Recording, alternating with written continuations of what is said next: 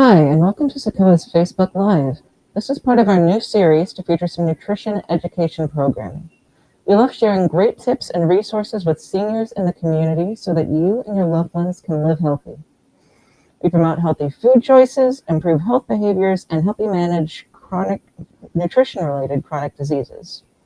Today we're going to talk about one of our Dementia Friends programs, memory cafes. But before we do that, I wanted to tell you a little bit about Sequoia in case you're not familiar with our organization. So Sequoia Aging and In-Home Solutions is Indiana's largest area agency on aging. We are a not-for-profit organization that's, as of this March, been around 50 years. We serve 8 counties in central Indiana, Marion County, and the surrounding donut counties. Our mission is to empower older adults, those of any age with a disability, and family caregivers by providing the innovative answers, services, and support they need to achieve the greatest possible independence, dignity, and quality of life. And I just want to share a few statistics about aging to impress why it's so important to have an agency like Sequoia in the community. So people 85 and older are the largest growing segment of the elderly population. And within our 8-county area, the number of older adults is expected to double by 2035. And what that means, looking at the statistics, is that there's going to be more senior citizens than there are school-age children. So this is a population that really needs a lot of care, a lot of support in a way that sometimes it might not get. And Sequoia has services, resources, and programs that offer wraparound support to aging seniors, people with disabilities, and family caregivers. So one of these services is our department, Meals and More. We offer home-delivered meals, meal vouchers, community supplemental food programs, which deliver a box of staple foods once a month to lower-income seniors, farmer market checks, which help lower-income seniors to shop at healthy places within their community, as well as nutrition education so people can know what to cook and how to eat, and neighborhood meal sites. But today we're highlighting a program from another Sequoia department, which is memory cafes. So I'm Grant, this is Kristen, and Kristen's going to talk to us a bit about memory cafes today. Yes, thank you so much for allowing me to come on and talk about memory cafes. I know it's not nutrition related, but just really excited to get this program out there. Yeah, we're happy to have you. Thank you. So Kristen, what is a memory cafe? So a memory cafe is a safe, welcoming, non-judgmental social gathering designed for people living with dementia and their care partner.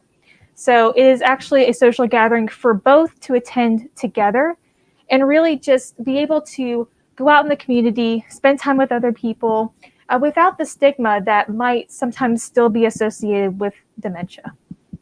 That sounds great. Mm-hmm. So you said that the care partners as well as the person with dementia are welcome at a memory cafe. Absolutely. So why are memory cafes important for the care partner along with the person who has dementia? So anytime somebody receives a life-changing diagnosis like dementia, or someone steps into the role as a caregiver, there can be just some major shifts happening in day-to-day life. And that can lead to social isolation, not being able to get out as often, not being able to maybe enjoy the things that they would normally do on a regular basis. And so we want to reduce that social isolation for both the person living with dementia and their care partner. And so it's important for the care partner to come because they can meet other care partners that may be attending.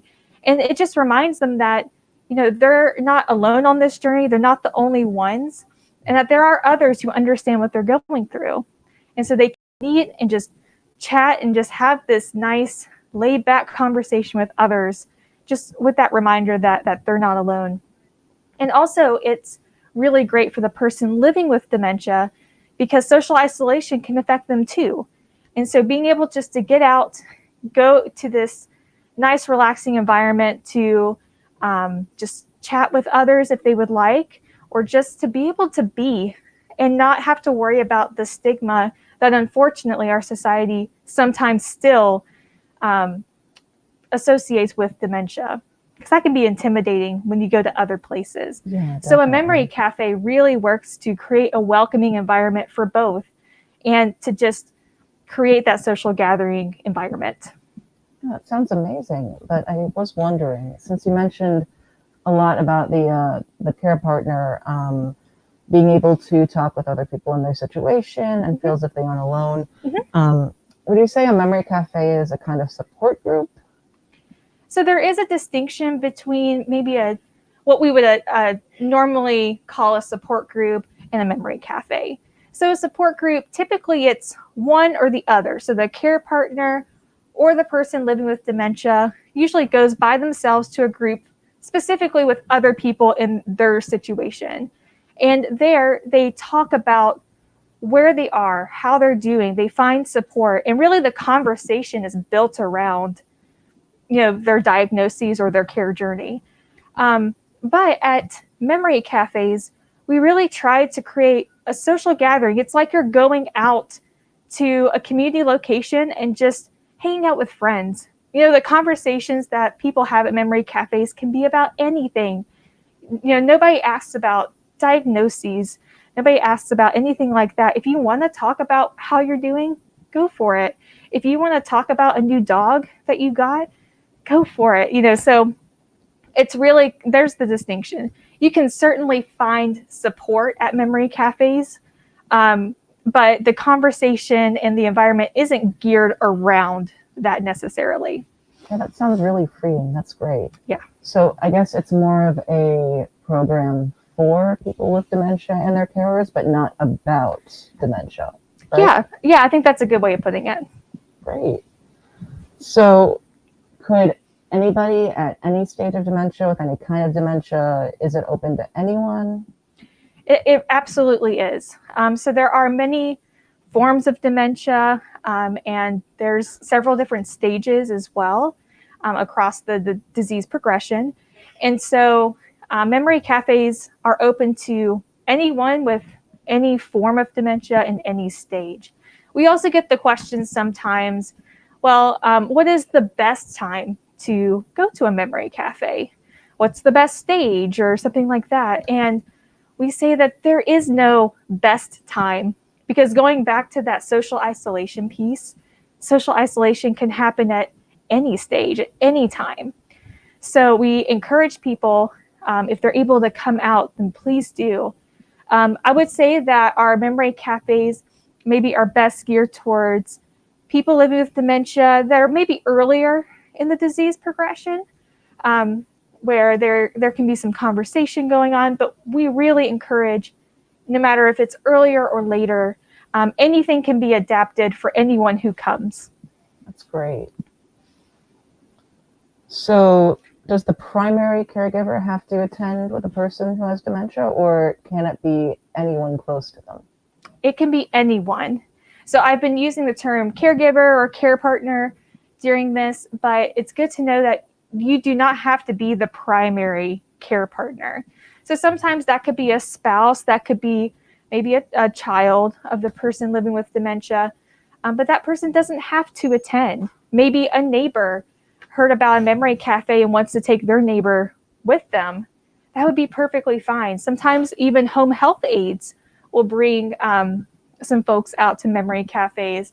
And it really is open to anyone, family, friends, neighbors, anyone around that person. Because we hope that many people have bigger support systems around them than just the one caregiver. And so we definitely encourage anyone to come out.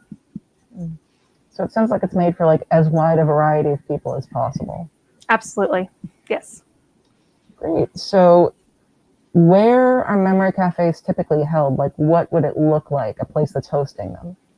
So memory cafes are typically held in community locations.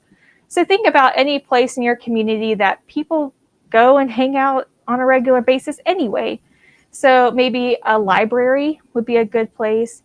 A restaurant or a cafe that has a little dining area might be a great place to host one. Maybe a museum. That would be a good place also that might host one. So really, we try to make them as community friendly, I suppose, to really set up that environment. We don't want to make it too medical. We don't want to make it, too just isolating, too formal. Yeah. We want to really integrate into the community as much as we can. Sweet.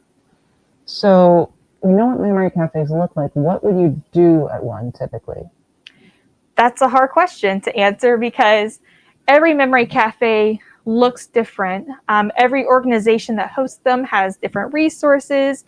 I've listed a few locations you may find them, and they each have their own unique abilities to host a memory cafe. However, they're going to use the resources they have. So, for example, if you're at a library, maybe they're pulling from their bookshelves some nice, like, very illustrated picture books of places around the world.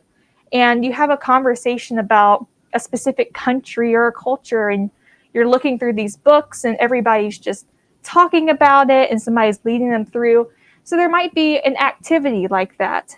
And there's also some time for just social chit chat, just unstructured time to talk to the person next to you, to talk to someone at that location, and to encourage that social aspect as well. So the activity or icebreaker can be different at each place. A museum, for example, may have historic artifacts. You never know what you're going to find. But there's a balance between activity and social time.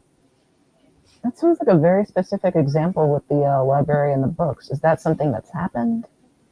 So yes, I have seen that before. There are a couple states here in the U.S. that have really taken memory cafes, and they've really taken off. Massachusetts and Wisconsin are the two states. And I've just heard of, up in Wisconsin, a little library network that has done this kind of travel theme where they're able to pull some resources together and have really just great conversation, really get the group interacting with one another. Oh, that's great. Yeah. So where in Indiana, like in central Indiana, would you find a memory cafe if you wanted to go to one? Yes, so there's actually a couple of them coming up just next week, so the end of April. So the first would be the VA Medical Center Program of General Caregiver Support Services. We'll be hosting one at the Nora Library branch here on the north side of Indianapolis on Tuesday, April the 26th from 1 to 2 p.m. So it's up here at the Nora Library branch in the community room. And that one, since it's hosted by the VA, is really geared towards veterans. So we encourage veterans and their care partners to come out and enjoy that one. So that's happening in really just a few days, early next week. And there's also one happening on Saturday, April the 30th at Connor Prairie. And I mentioned museums earlier, and they are a wonderful museum that has so many resources to pull from. And so theirs is going to be from 12 to 1 p.m. And they will be bringing some of their baby animals out, and everybody will get an opportunity to see the baby animals. And if you want to, pet some of them. And so that one will be a really fun one as well. So just to recap, the VA, which is geared towards veterans, will be at the Nora Library branch on Tuesday, April the 26th from 1 to 2. And Connor Prairie will be on Saturday, April the 30th from 12 to 1 p.m. And if you're interested in either of these events, you can go on dementiafriendsindiana.org and click on our events, and you can register online there. And Dementia Friends Indiana is all spelled out, one big word, .org. And if you're joining us and you're not in central Indiana or Indiana in general, you can also find memory cafes near you throughout the U.S. at memorycafedirectory.com. That's your most comprehensive list you'll find online to look for memory cafes near you. Great. So, Kristen and I thank you so much for joining us today and for giving us a little grace as we present on Facebook Live. It's still a little new to our department. And we hope you found the information helpful. So if you have any questions about memory cafes, put them here in the comments down below. I assume, I have no idea where the comments are. I think they're down below. Or you can give us a call at 317-659-1575. So this recording will be on Sequoia's Facebook page, so feel free to share that with any of your friends who might be interested in memory cafes. And next month, join us as we celebrate Older Americans Month.